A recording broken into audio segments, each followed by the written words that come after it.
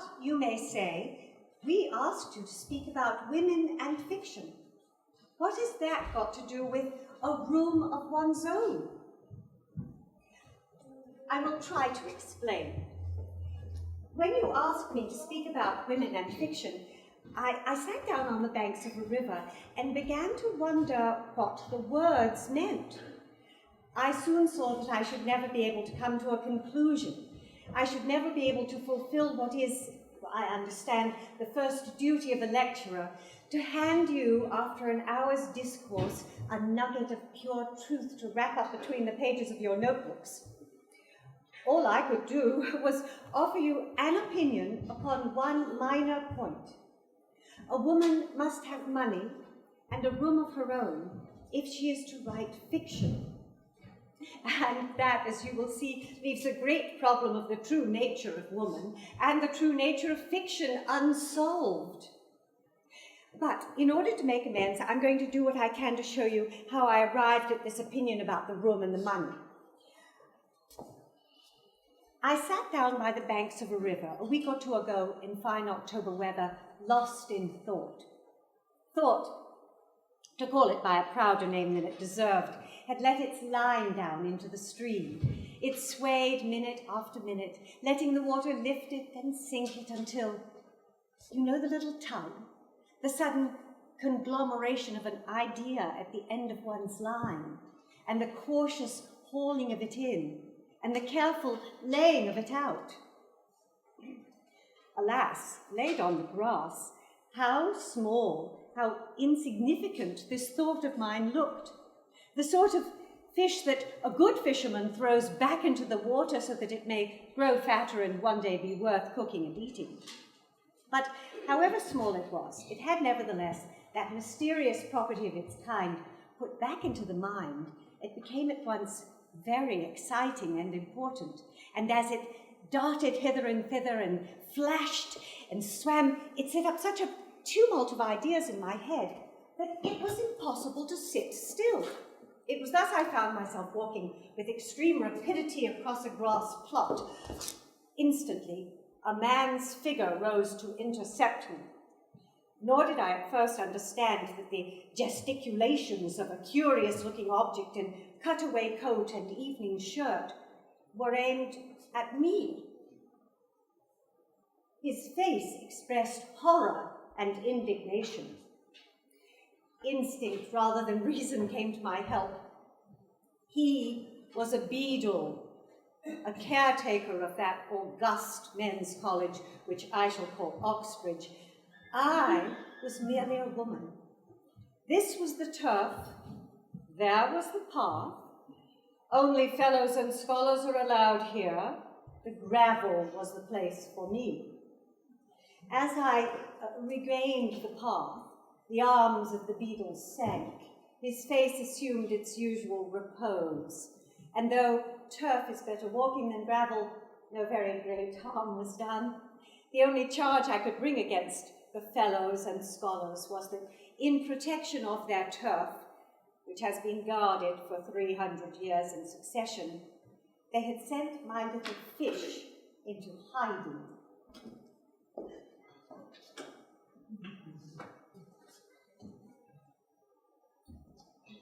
I look at trees in the winter in absolute awe. The ones that are not evergreens shed their leaves in the fall without a single objection. They stand truly naked before God and the world. But spring does come, and they are clothed in beautiful arrays of leaves again. Trees are living creations, and thus possess souls. Each year, they endure the cycle of seasons and grow a little older, taller, and wiser. During sometimes harsh elements, they wait and seem to know that better days will come. They stand as monuments of courage and faith to anyone paying attention. I've not always been so courageous, so filled with faith and willing to shed the leaves hiding my most painful secrets before God and the world.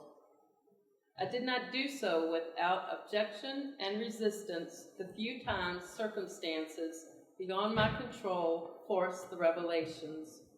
I do so now because it is time. While there were moments of great desperation and turmoil, from a very early age, I never gave up hope that someday a better day would come. I just didn't know what that better day would look like. In my heart, mind, and soul, I believe I have truly acquired the authority to author my own life script. Times are indeed much better, but in order for you to better understand this journey, I suppose it is best to return to the beginning. But here I was, at the door that actually leads to the library of Oxbridge itself. I must have opened it, for instantly there issued, like a guardian angel with a flutter of black gown instead of white wings, a silver, deprecating, kindly gentleman who regretted in a low voice as he waved me back that ladies are only admitted to the library if accompanied by a fellow of the college or furnished with a letter of introduction.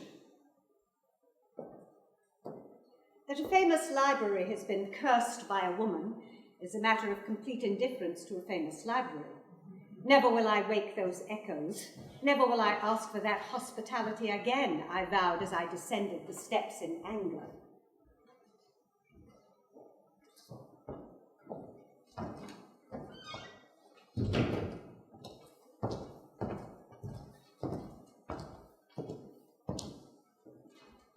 Now, there was a time when I trusted you. I could look to you and feel protection. Yet, by your hands, I was shown how far I could be thrown when your whim and your will cared nothing for my own. You were to lead, and I to follow. No wonder I'm a lousy dance partner. With your hand at my back, I'd sit into your arm. With eyes focused and gleaming, I felt the warmth of your charm. The music played, and we swayed, moving this way and that. I felt the love, lived the dream, ignoring the fact of your anger and your hatred, the seething, scornful glaze of your pride and your lies. You led me in a maze, and now I realize that all I thought I knew seemed to blur when I tried to follow you.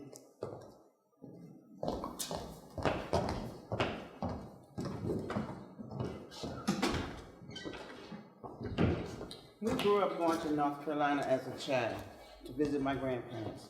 I loved being around my grandmother because her name was Marie, which is my middle name.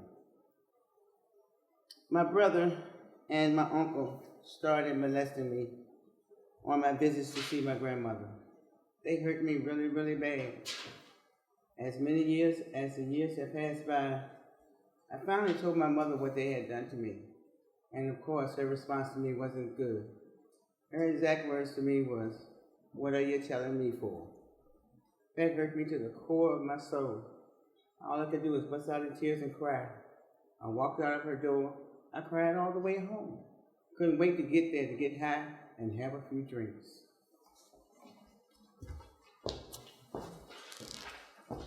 It was impossible not to reflect. The reflection, whatever it was cut short. The clock had struck. It was time to find one's way to luncheon. I will tell you that lunch on this occasion at Oxbridge began with fillet of sole sunk in a deep dish, over which the college cook had spread a blanket of the whitest cream. Partridges came next.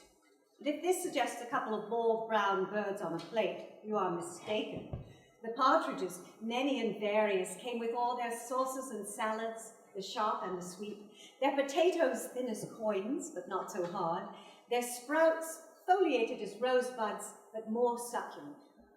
And no sooner had the roast and its retinue been done with than the silent serving man set before us, wreathed in napkins, a confection which rose all sugar from the waves.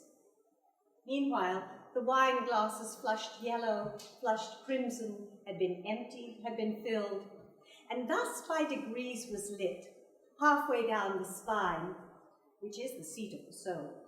Not that hard little electric light that we call brilliance, but the more profound, subtle, and subterranean glow, which is the rich yellow flame of rational discourse. No need to hurry, no need to sparkle, no need to be anybody but oneself. We are all going to heaven. In other words, how good life seemed, how sweet its rewards as one sunk among the cushions of the window seat. The lunch party, thanks to the hospitality of the host, had lasted far into the afternoon. The beautiful October day was fading now, and leaves were falling from the trees in the avenue as I walked through it. Gate after gate seemed to close with gentle finality behind me. Innumerable beadles were fitting innumerable keys into well-oiled locks. The treasure house of Oxbridge was being made secure for another night. After the avenue, one comes out upon a road that leads you along to Fernham, the women's college. The gardens of Fernham lay before me now, wild and wind-blown and open. One could certainly have done without dinner after such a luncheon, but dinner was being served in the great dining hall. Here was my soup. It was a plain gravy soup. There was nothing to stir the fancy in that. One could have seen through the transparent liquid any pattern there might have been on the plate itself, but there was no pattern. The plate was plain. Next came beef with its attendant greens and potatoes. A homely trinity, suggesting the rumps of cattle in a muddy market. There was no reason to complain of nature's daily food, seeing that the supply was sufficient and coal miners doubtless were sitting down to less. Prunes and custard followed. And if anyone complains that prunes, even when mitigated by custard, are an uncharitable vegetable, fruit they are not, stringy as a miser's heart, and exuding a fluid such as might run in a miser's veins, we should reflect that there are people whose charity embraces even the prune. Biscuits and cheese came next, and here the water jug was passed liberally round, for it is the nature of biscuits to be dry, and these were biscuits to the core. That was all. The meal was over. Soon the hall was emptied of every sign of food and made ready, no doubt, for breakfast the next morning. And was it for a guest, a stranger, to say, "The meal was not good"? No, one could say nothing of the sort. Indeed, conversation for a moment flagged. The human frame being what it is, heart, body, and brain all mixed together and not contained in separate compartments, a good dinner is of great importance to good talk. The lamp in the spine does not light on beef and prunes. We are all probably going to heaven. That is the dubious and qualifying state of mind that beef and prunes at the end of a day's work breed between them. Briefly then, I told my friend Mary Seaton about the luncheon at Oxbridge, about the wine and the partridges. All of that took place over in that college, I said, but this one, where we are now sitting, what lies beneath the gallant red brick and the wild, unkempt grasses of the garden? What is the force behind the plain china off which we dined, and the beef, the custard, and the prunes? Well, said Mary, about the year 1860. Oh, but you know the story. Rooms were hired, committees met, circulars were drawn up, letters were read out. Lady such and such has promised so much. On the contrary, Mr. Thus and such won't give a penny. The editor of the Saturday Review is being very rude. How can we raise funds to pay for officers? Oh, shall we hold a bazaar? Or can we find a pretty girl to sit on the front row? Let us look up what John Stuart Mill said on the subject. Could we get the editor of such and such to print a letter? Or could we get Lady Thus-and-so to sign it? Lady Thus-and-so's out of town. Well, that's the way it was done, presumably.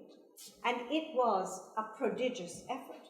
It was only after a long struggle and with the utmost difficulty that they got £30,000 together. So obviously, said Mary, the amenities will have to wait. We cannot have sofas and separate rooms, wine and partridges.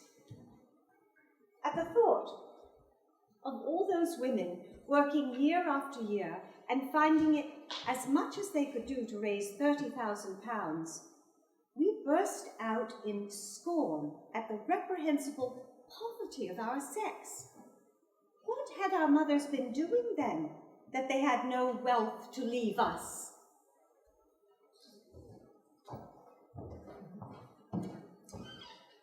Had I erected a home, perhaps then you'd think I'd have earned your respect. To supply the edifice, furnished and bedecked with satins and silks, blankets and quilts, fine wines and foods to dine, books from ceiling to floor, fragrances, full, sweet, subtle, and more. Forgive me, for I have nothing left.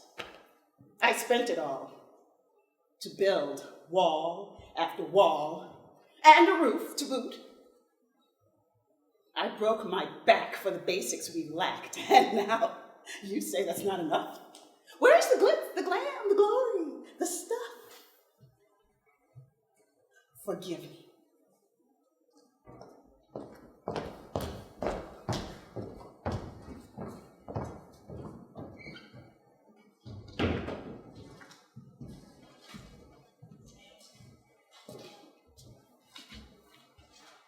I need some time to myself each night when day is done.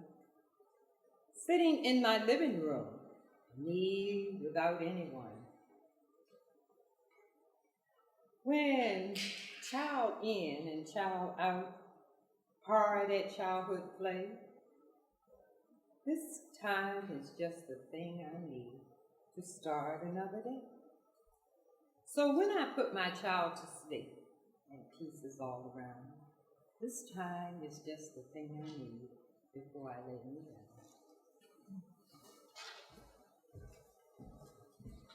down.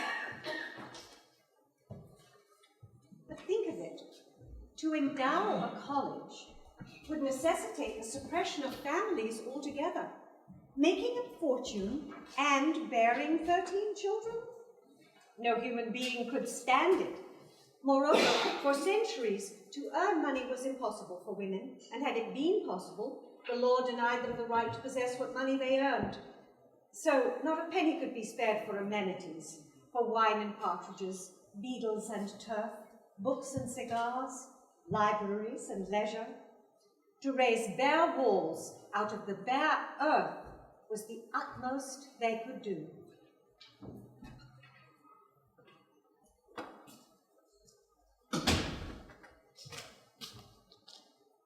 I was very young when I began to drink. Alcohol was always available and had a miraculous effect on me. I knew a new freedom and a new happiness that was impossible to describe. I felt like a bird that had been let out of a cage to soar among the clouds and sing. Little did I know that alcohol, then other drugs, would later turn on me, requiring more and more to get the same effect. I used alcohol and drugs throughout my high school years and into my college days. I used to get the effect I needed. I used every day by the time I was in college. And somehow I graduated in 4 years with a degree in nursing. I had a real talent for school. Otherwise, I couldn't have managed to achieve what I did while using drugs and alcohol. The scene, if I may ask you to follow me, was now changed. The leaves were still falling, but in London now, not Oxbridge. For that lunch, and that dinner had started a swarm of questions in my mind. Why did men drink wine and women water? Why was one sex so prosperous and the other so poor? What conditions are necessary for the creation of works of art? 1,000 questions suggested themselves, but one needed answers, not questions, which meant consulting the learned and the unprejudiced. Thus confident and inquiring, I set out in the pursuit of truth. For if truth is not to be found in the library of the British Museum, where is truth? But no sooner had I opened a volume of the catalogue than stupefaction, wonder, bewilderment. Are you aware of how many books are written about women in the course of 1 year? Are you aware of how many are written by men? Do you realize that you are perhaps the most discussed animal in the universe? Here I had come with notebook and pen, proposing to spend the morning reading, supposing that at the end of the morning I should have transferred the truth to my notebook. But I should need claws of steel and beak of brass merely to penetrate the husk of all this. Schoolmasters, sociologists, essayists, novelists, clergymen, men who had taken an MA degree, men who had taken no degree, men who had no apparent qualification save that they were not women, chased my simple and single question, why are women poor, until it became 50 questions, until the 50 questions leapt frantically into midstream and were carried away. I will read you a few of them, explaining that the page was headed simply Women and Poverty, but what followed was something like this. Condition in Middle Ages of, worshipped as goddesses by, weaker in moral sense than, idealism of, greater conscientiousness of, South Sea Islanders, age of puberty among, attractiveness of, offered as sacrifice to, small size of brain of, less hair on the body of, love of children of, weaker muscles of, vanity of, Shakespeare's opinion of, Lord Birkenhead's opinion of, La Bruyere's opinion of, Dr. Johnson's opinion of. Why does Samuel Butler say, wise men never say what they think of women? Wise men never say anything else, apparently.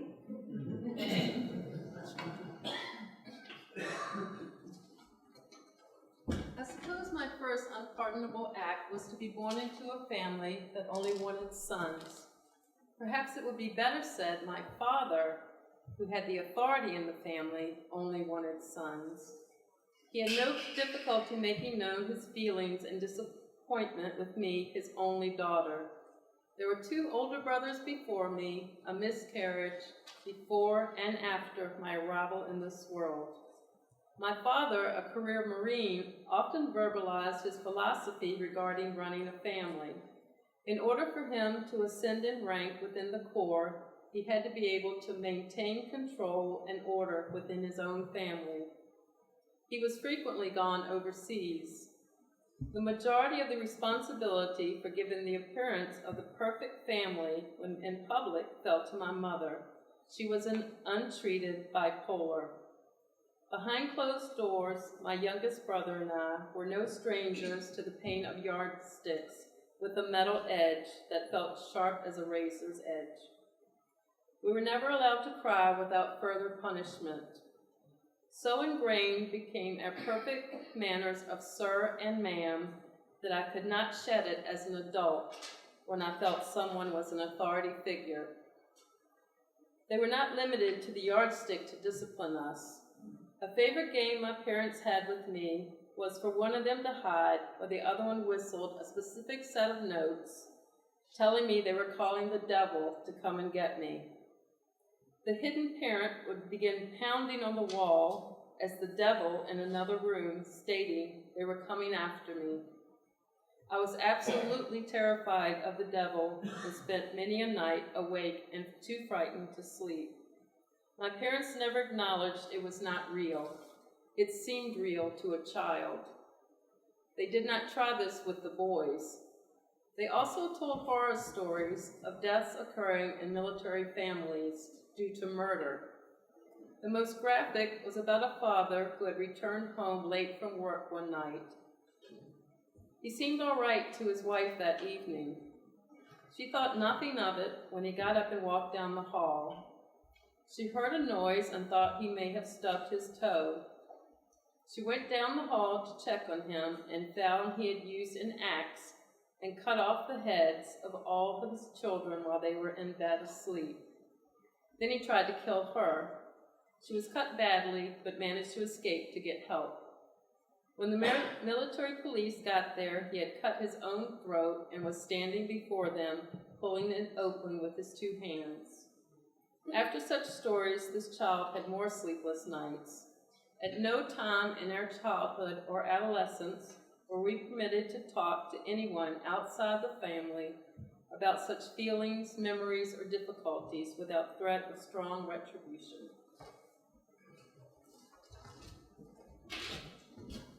All that I had retrieved from my morning's work had been the one fact of anger.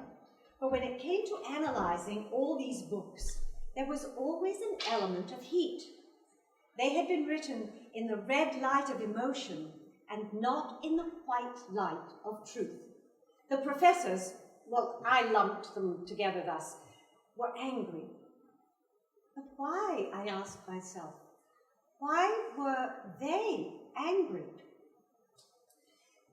Possibly when the professor insisted a little too emphatically upon the inferiority of women, he was concerned not with their inferiority, but with his own superiority.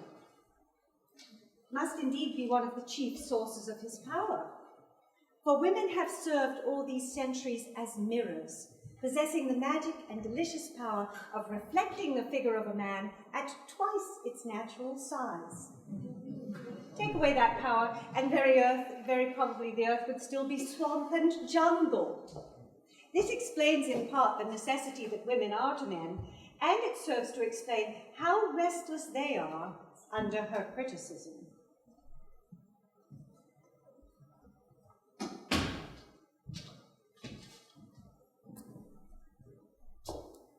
Punched in my face. You made me do it, this. Stay out too late. He loves me. He will never do it again. It's just got out of hand. Food and money gone. May also lose my home. He loves me. He breaks my arm. Sets off an alarm. He loves me. I try to flee. He even tries to kill me. He loves me now.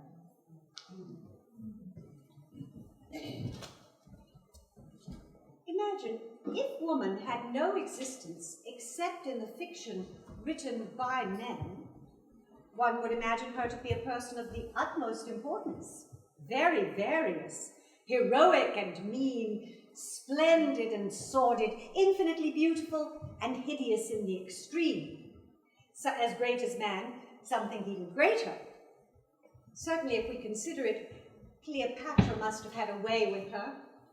Lady Macbeth, one might suppose, had a will of her own. One might go even further and say that women have burnt like beacons in all the works of all the poets from the beginning of time. But this is woman in fiction. In fact, she was locked up, beaten, and flung about the room. She pervades poetry from cover to cover. She's all but absent from history. She dominates the lives of kings and conquerors in fiction. In fact, she was the slave of any boy whose parents forced a ring upon her finger. Some of the most inspired words in literature, some of the most profound thoughts fall from her lips. In real life, she could hardly read, could scarcely spell, and was the property of her husband.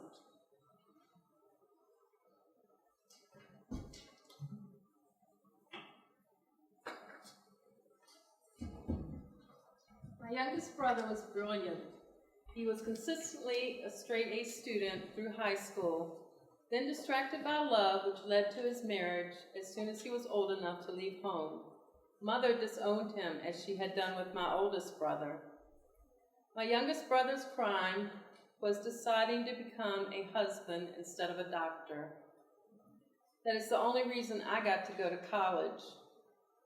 The only reason I got to finish was because later my parents offered my youngest brother to send him through college, and he declined. He and his wife are still married and have raised 2 wonderful children. My father told me all of this many years later. If my brother had taken my parents up on their offer, my father explained, I would have had to come home. My parents could only afford to send one child to college. Matters at home had a decidedly different track. My mother became an out-of-control, untreated, bipolar, manic stage. Her rage with me was so strong one evening as an adolescent that after my father had given me permission to spend the weekend with my brother, that she screamed, I wish all my kids were dead. I left late at night, looking the wrong way down the barrel of her Saturday night special. My folks' name was big politically in the town where we lived. I knew they would call the police and report me as a runaway if I did not get in contact with law enforcement. Per my instructions, I was sitting in the Chief of Juvenile Probation's office the next morning. After listening to both sides, Mr. Helm tried to explain to my father that my mother needed help. My father immediately negated that and stated he had come to take me home. Mr. Helm refused. My father leaned over his desk and stated, we'll see about that. After my father left, but within an hour, Mr. Helm received some sort of phone call. Shortly afterwards, he came out, apologized to me, and stated he had no choice but to send me home that afternoon.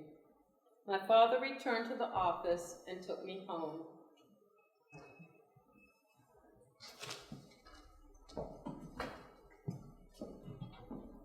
Here I am, asking why no women wrote poetry in the Elizabethan age, and I do not know how they were educated, whether they were taught to write, if they had sitting rooms of their own, how many women had children before they were 21, what, in short, they did from 8 in the morning till 8 at night.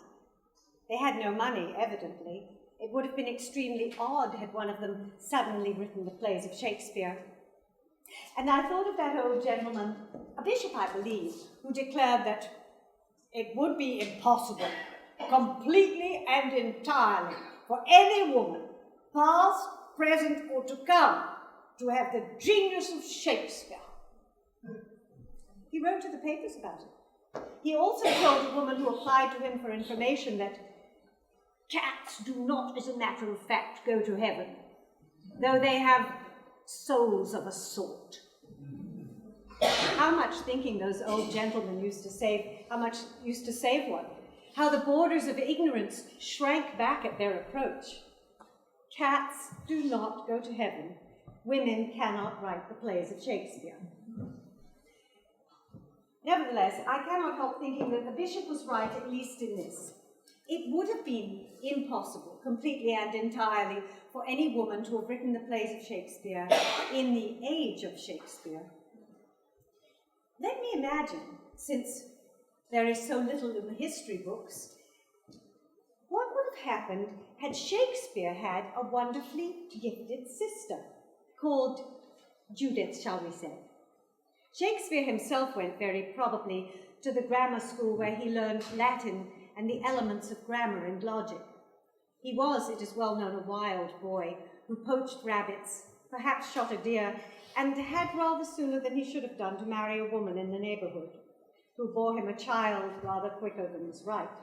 That escapade sent him to seek his fortune in London.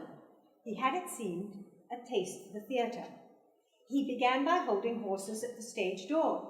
Very soon he got work in the theatre and became a successful actor, meeting everybody, knowing everybody, practicing his art upon the boards, exercising his wits in the streets, and even getting access to the palace of the Queen. Meanwhile, let us suppose, his extraordinarily gifted sister remained at home.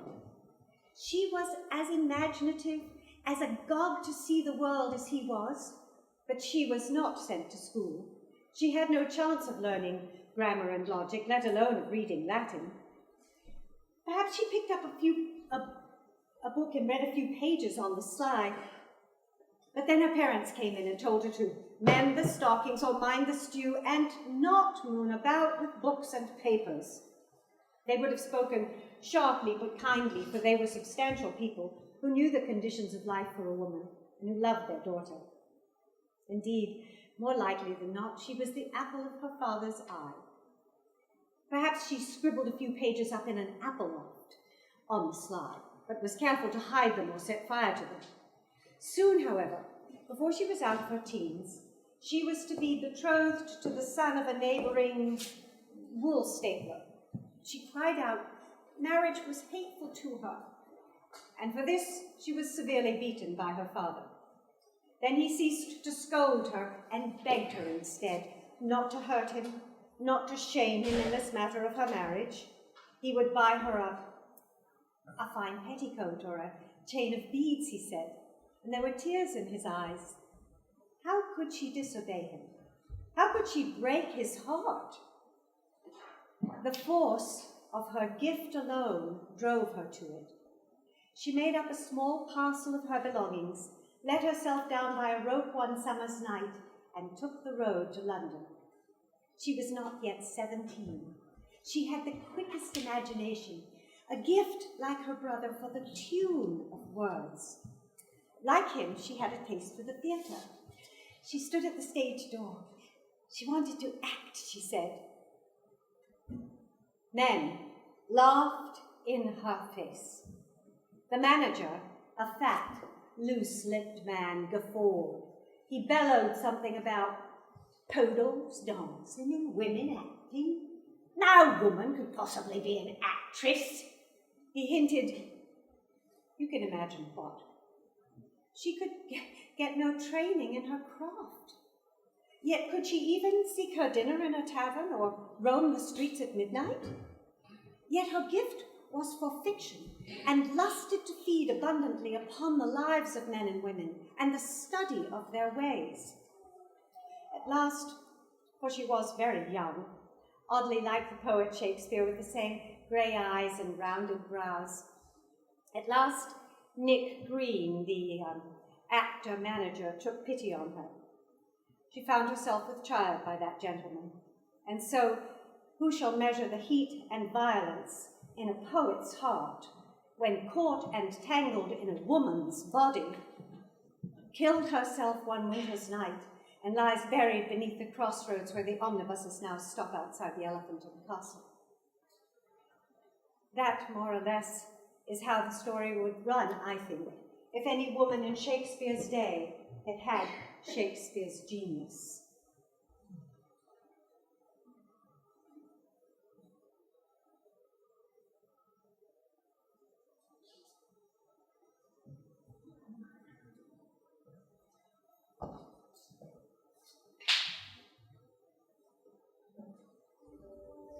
Time to face the world. Time for doubt and second guessing, like I do every day. Hey, you. Hello? Krista, you can't ignore me. Once again, you sit at the crossroads of life and death, the latter being the only option completely correct. Again, you have drifted to the deepest, darkest part of your being, the muffled sounds of the world floating around you.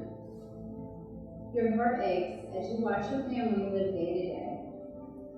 I see you trying to hide it from your kids, finding only enough energy to force a fake smile. That must be the most heartbreaking, the worst form of torture. The tears have stopped. A vast emptiness is inside. It is so cold, so dark. You have nothing left to salvage. So, Krista, there you stand, naked, hollow, afraid. You have no more fight left in your battered mind, your broken body. You have become the disappointment others have always predicted. Do you remember me yet? You are the one whose parents forgot about as they mourned the loss of their son. You are the one who opened her legs in exchange for one moment of affection, a piece of love. You are the one who tried to silence the pain with the drugs and the drinking, furious when the loneliness returned. There she is, the girl who never learns. The girl who quietly whispered no, so he took what wasn't his. The girl who cut and cut, but not deep enough, hoping to chase away the sadness, to dull the anger. Your scar is now a daily reminder of all of the times you failed. So tell me, Krista, are you brave enough to continue? Or can this finally end? The alarm sounds.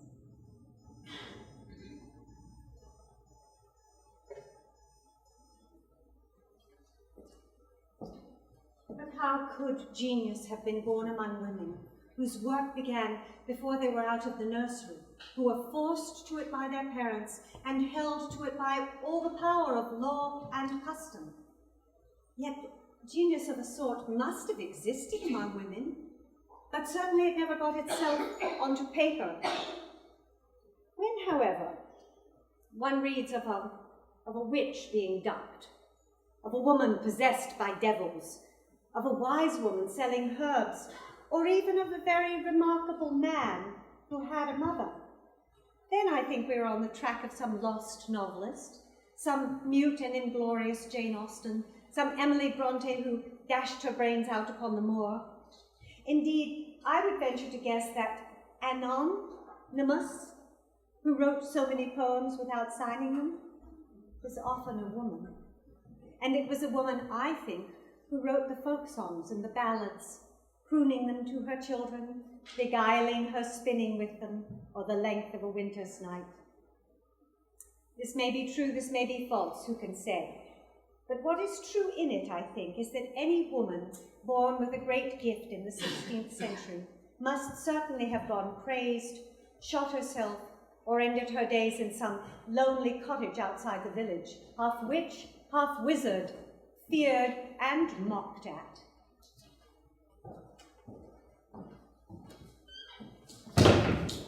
I've seen, I've watched from the bird's eye. I've dreamed, I flew through the night sky. Rain doesn't feel the same when you're close to the source. But from the ground, the pellets pound, and great is the remorse. To try to fly with wings clipped seems a joke.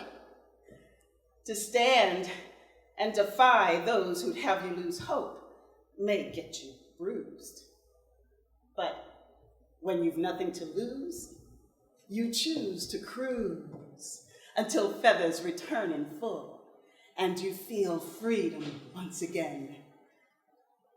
Take to the sky, day or night, you ride high, not in pride, but godliness and contentment. For now, you see, through the pain, you've gained.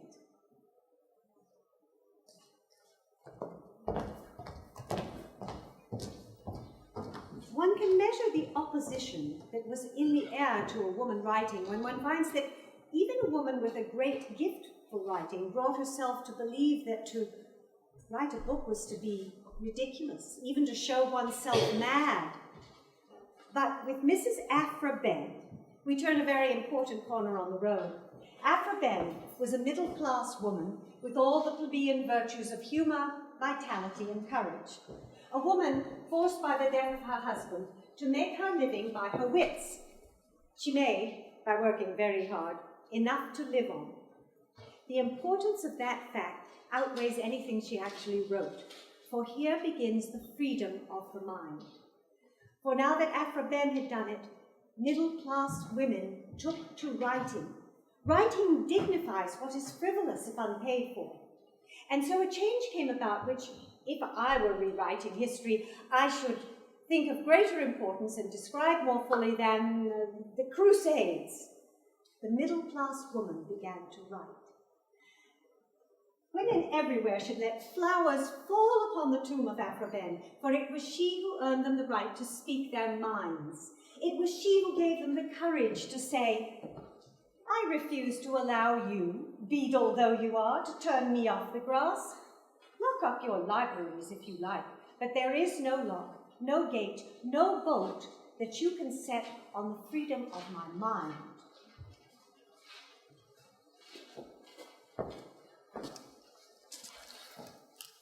I'm like a turtle that sticks her head out to check out her surroundings before coming out. Now, if there's nothing going on, if there's too much going on, I'll go back inside to mine, my peace of mind, to do as I choose, whenever, however, whatever that I choose. Now, look, hear me when I say this. Oh, today I choose joy, joy, joy, deep down in my soul. Now, hear me when I say this. It's been a long time coming. If I had found this beautiful feeling that was inside of me all the time, because of what I know today, I did not know then, stolen a lifetime of peace of mind. Hard work? Nah, not at all. Mine, to do as I choose. Ooh, and if I don't feel like it, I don't have to. I'm understanding that today. Stop, hold up, wait a minute, think, breathe, and think, and breathe. Which way do I go now? This is what I must ask myself, so that I may stay in tune with my mind and stay out of tune with yours. See, I come from a great dark place, a very gloomy place. Life has not always been great and light for me. Things said and done to me without my permission, not knowing I had the power to be rid of it all.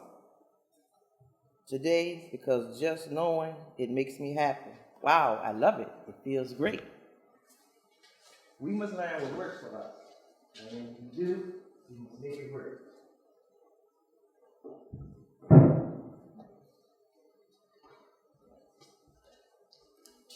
I understand it. I really get it. What you think of me is just that. To do as you please. I can't take it away from you, even if it cuts me like a knife.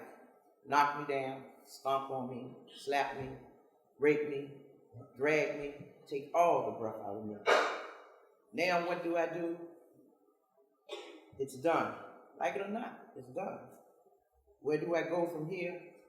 Do I stay? Do I give you me to do as you please? I can remember when that's all I knew. Need to breathe. Very well needed. But I love it. It feels great. Better than anything I've ever felt in my entire life. Whenever I have to revisit these dark memories, things become dark and light for me. I even noticed my handwriting changed. It really rubs me the wrong way, those dark memories. But the great thing about it, see, let me say that a little louder. Me, all mine, peace of mind, joy, mine, not yours anymore.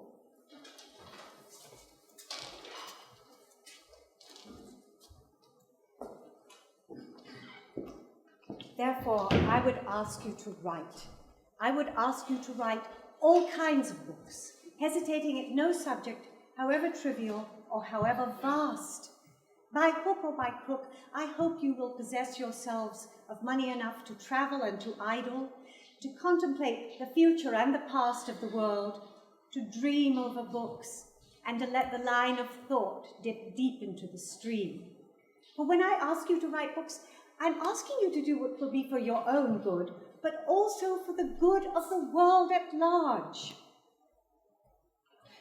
Well, here I would stop, but every speech must end with a conclusion, and a conclusion aimed at women should have something particularly exalting and ennobling about it, shouldn't it? But these exhortations can safely, I think, be left to the other sex, who will put them, and indeed who have put them, with far greater eloquence than I can compass. When I rummage around in my own mind, I find no noble sentiments about being companions and equals and influencing the world to higher ends.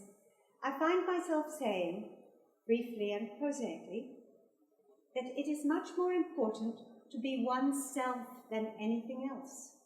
Do not dream of influencing others, I would say, if I knew how to make it sound exalted. Think of things in themselves.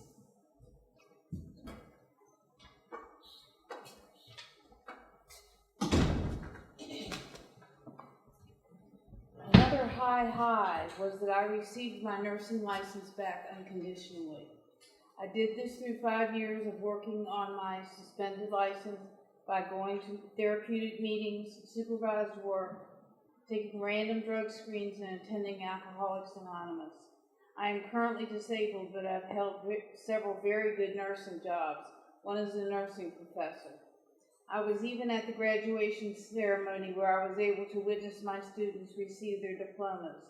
I also call another high my marriage to a gentleman in Alcoholics Anonymous. We met at the Outer Banks in North Carolina during a recovery weekend and have been married for 12 years. He has been in the program for over 30 years and is a solid supporter of mine through the struggles I've had. Another high of my recovery is that I've had a woman ask me to be godmother to her son. I am proud that my Catholic faith has once again taken a major role in my life. I have become spiritual in my recovery. I use prayer and meditation as daily tools.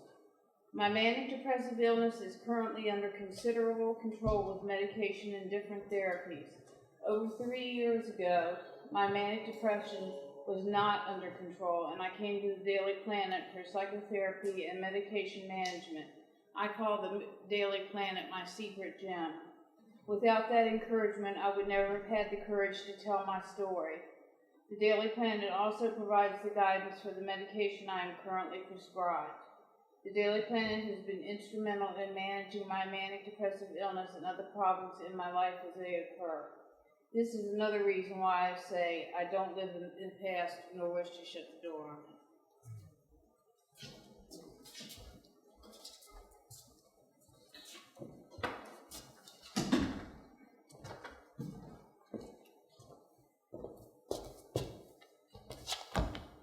I was told that I needed to see a psychiatrist.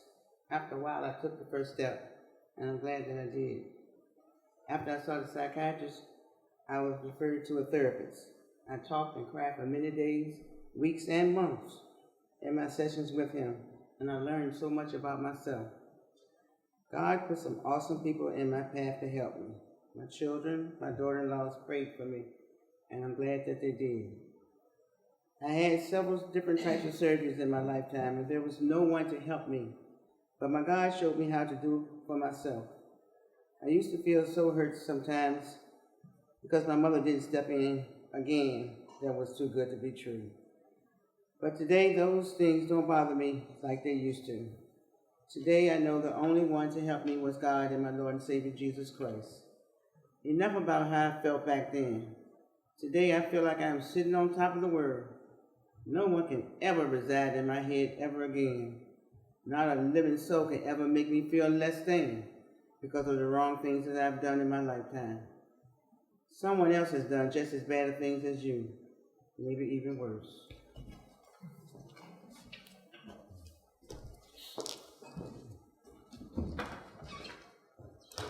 The dimensionality of the echoing voices of times past through future times and encompass the resonance revealed during the present, but only through embracing the evolving diversity of the illusionary present can the magnitude of these passages be understood. As we must respect in due the glorified beauty of the spirit of freedom and propensity for flight, which is natural and inborn in all creatures appearing earthbound. So must we hold at least equal in admiration the flight of each other.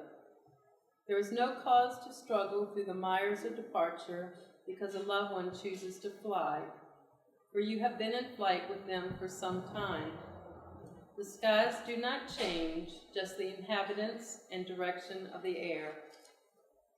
If your loved one flies in a new direction to make familiar that which is new, so are you also in flight.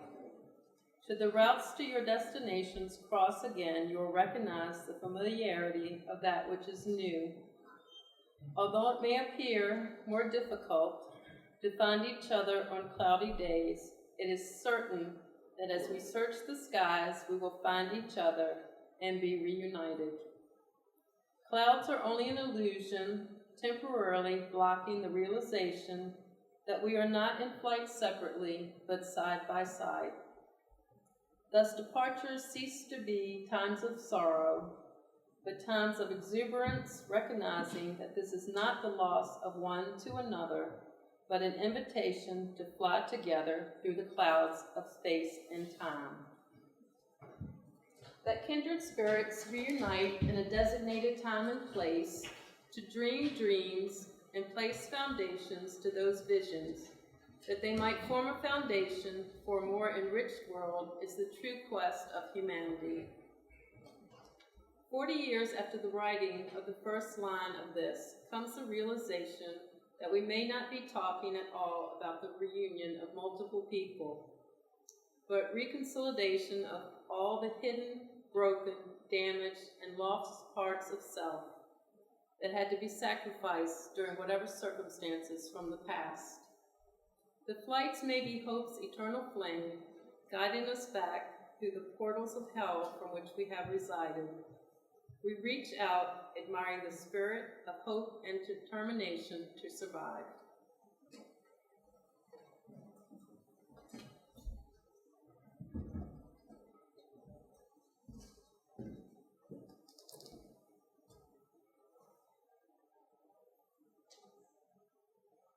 We started out together a long time ago, and how our lives would end up, neither of us could know.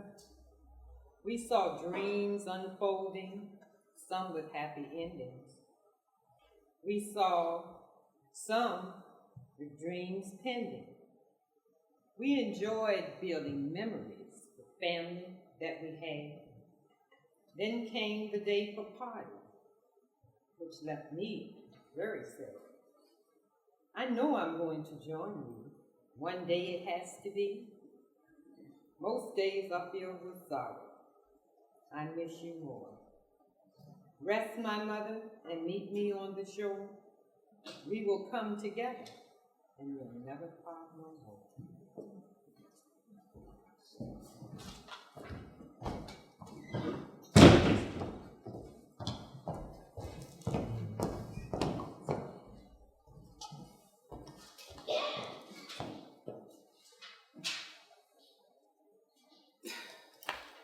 I've no time to make a me.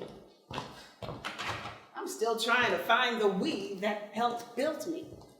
You see, when I was weak, I sought community.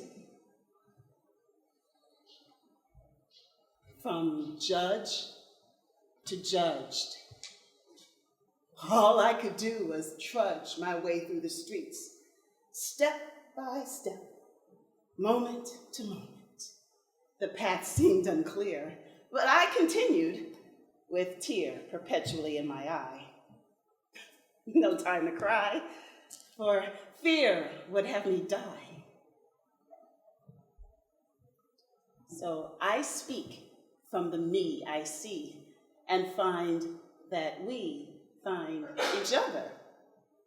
Alas, my sister, my brother, let us set aside our labor and choose to savor the sweet pleasure of leisure. Hand me that remote.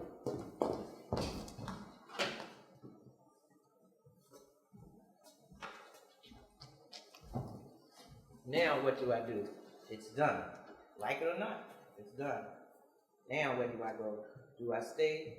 Do I give you me to do as I please? I can remember, and that's all I need.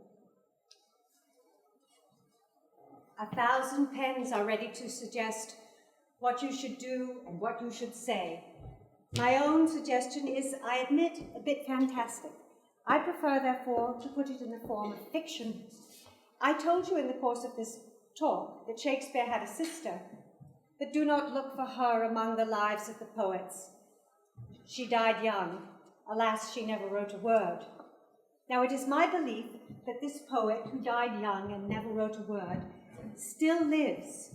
She lives in you and me and many other women who are not here tonight, for they are washing up the dishes and putting the children to bed.